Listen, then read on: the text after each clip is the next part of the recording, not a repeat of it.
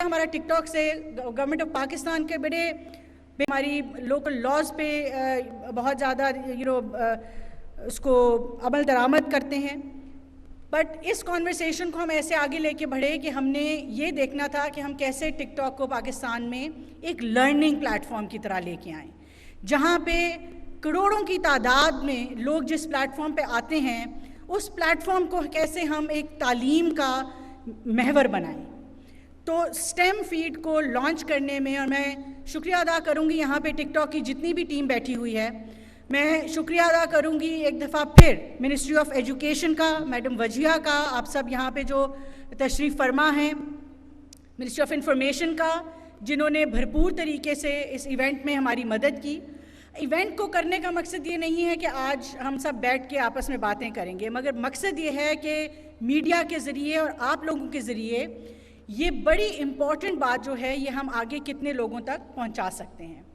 तो आज आपने अपने साथ भी ये तहैया करना है और हमारे साथ भी ये वादा करना है कि इन प्लेटफॉर्म्स को रिस्पॉन्सिबल तरीके से हम इस्तेमाल करेंगे, इन प्लेटफॉर्म्स को एथिकल तरीके से इस्तेमाल करेंगे और इन प्लेटफॉर्म्स को इस्तेमाल करके हम पाकिस्तान को, पाकिस्तान के लोगों को किस तरह से बेहतरी की तरफ लेके जा सकते हैं।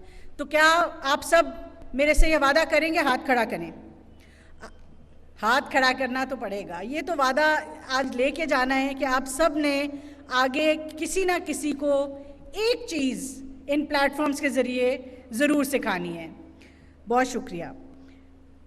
तो इस हवाले से अगर मैं हमने डॉक्यूमेंट्री पे इसलिए बात कर दी ताकि मैं बहुत ज़्यादा नंबर्स में ना जाऊँ, यूजुअली तकरीरें बहुत बोरिंग होती हैं, मगर मैं आपको एक चीज़ के ऊपर ज़रूर मुतवज्जा करना चाहूँगी कि टिकटॉक, ये जो नेशनल डिजिटल ट्रांसफॉर्मेशन है या डिजिटल नेशन पाकिस्तान का जो एक्ट है जो गवर्नमेंट ऑफ पाकिस्तान ने जनवरी में पास किया, इस एक्ट का मकसद ये है कि हम हर बच्चे की, हर शख्स की डिजिटल आइडेंटिटी क्रिएट करें।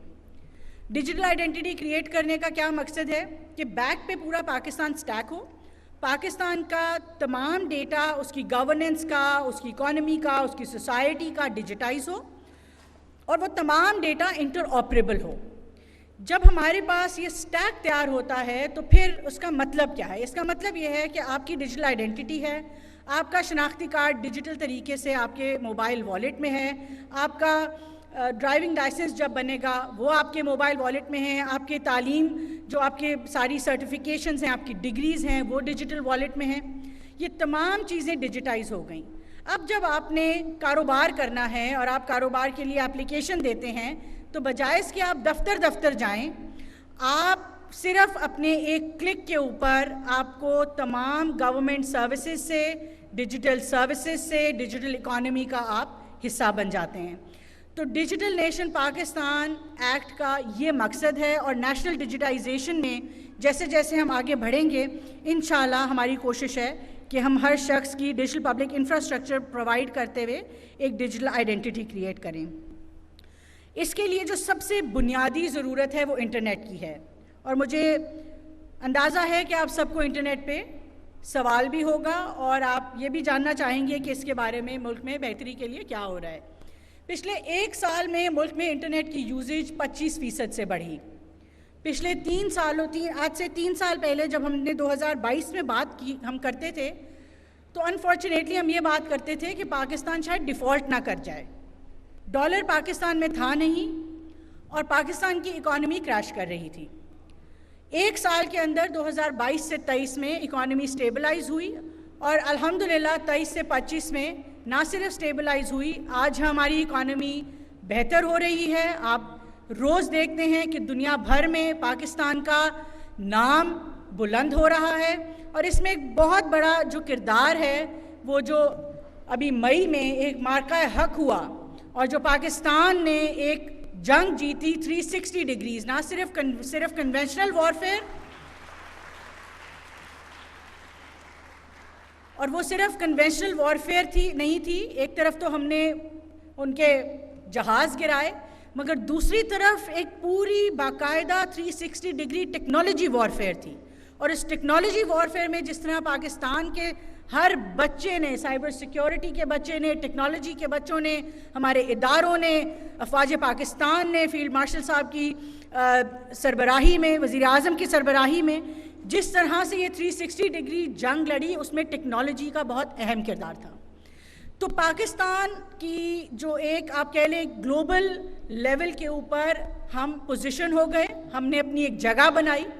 आज पाकिस्तान में इन्फ्लेशन 29% से कम होके 4% के ऊपर है, पॉलिसी रेट 23% से कम होके 11% के ऊपर है। ये वो तमाम मैक्रो इकोनॉमिक इंडिकेटर्स हैं जो कि इकॉनमी की बहाली की बात करते हैं। मकसद आपको ये बताने का ये था कि जब हमारे 3 साल पहले कुछ साल के लिए इकॉनमी ज़रा ख़राब रही, तो हम टेक्नोलॉजी के इंफ्रास्ट्रक्चर में, कम्युनिकेशन इंफ्रास्ट्रक्चर में इन्वेस्ट नहीं कर पाए। तमाम जो कम्युनिकेशन टेलीकॉम टावर्स आप देखते हैं, आप फाइबर की बात करते हैं, आप इंटरनेट की बात करते हैं, ये इंपोर्ट होती हैं। तो ओवरऑल मैं बहुत डिटेल में नहीं जाऊंगी, मगर इंफ्रास्ट्रक्चर में इन्वेस्टमेंट की कमी की वजह से कुछ हमारी चीज़ें आगे नहीं बढ़ सकी। इसी तरह जो मेजर एक ऑक्शन हुआ था जब 3G 4G 2014-15 में आया था मोहम्मद नवाज शरीफ साहब के ज़माने में, उसके बाद से स्पेक्ट्रम का भी कोई मेजर ऑक्शन नहीं हो सका। तो आज पूरा पाकिस्तान जो 274 मेगाहर्ट्ज़ के स्पेक्ट्रम पे चलता है, इंशाअल्लाह इस साल के आखिर तक जल्द अज जल्द कुछ 1-2 मामलात ज़रा रिजॉल्व हो जाएं। आप इमेजिन करें कि जो पूरा इंटरनेट पाकिस्तान का 274 मेगाहर्ट्ज़ पे चल रहा है, ट्वाइस दैट ऑलमोस्ट 550 मेगाहर्ट्ज़ का हम इंशाल्लाह ऑक्शन करेंगे। उस ऑक्शन से ना सिर्फ आपकी 3G 4G की एक्सेस और स्पीड बेहतर होगी, बल्कि उसकी 5G भी जो है वो पाकिस्तान में मुतारिफ करा दिया जाएगा। इसी तरह से नेशनल फाइबराइजेशन प्लान के तहत हमारी कोशिश है कि हम पूरे पाकिस्तान में एक फ़ाइबर का जाल बिछाएं। आपको मालूम होगा कि फ़ाइबर के ज़रिए जो इंटरनेट आता है वो ज़्यादा रिलायबल होता है, तो उसके ऊपर भी बाकायदा काम हो रहा है। और पाकिस्तान को दुनिया से कनेक्ट करने के लिए सबमरीन केबल्स अभी 7 कनेक्ट करती हैं, एक एंड ऑफ लाइफ पे है, मगर 3 नई सबमरीन केबल्स, जिनमें से एक दुनिया की सबसे बड़ी इंटरनेट की सबमरीन केबल है, वो पाकिस्तान में लैंड कर गई है। इंशाल्लाह इस साल के आखिर तक लाइट अप हो जाएगी।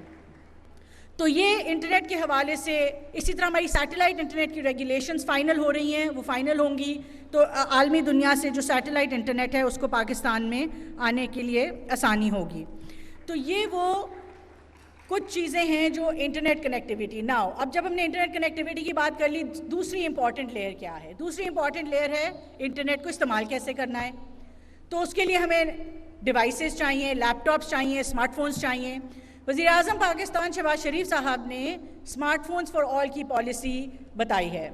स्मार्टफोन्स फॉर ऑल की पॉलिसी ये है कि किस तरह से हमने इंश्योर करना है कि हम आसान एक साथ पे स्मार्टफोन्स जो हैं हर बच्चे, हर बच्ची, हर शख्स तक इस मुल्क के पहुंचा सकें। Affordability remains one of the biggest challenges, ख़ास तौर पे ख़वातीन के लिए एक बहुत बड़ा चैलेंज फाइनेंशियल अफोर्डेबिलिटी है स्मार्टफोन्स की और डिवाइसेस की। तो एक तो ये हो गया।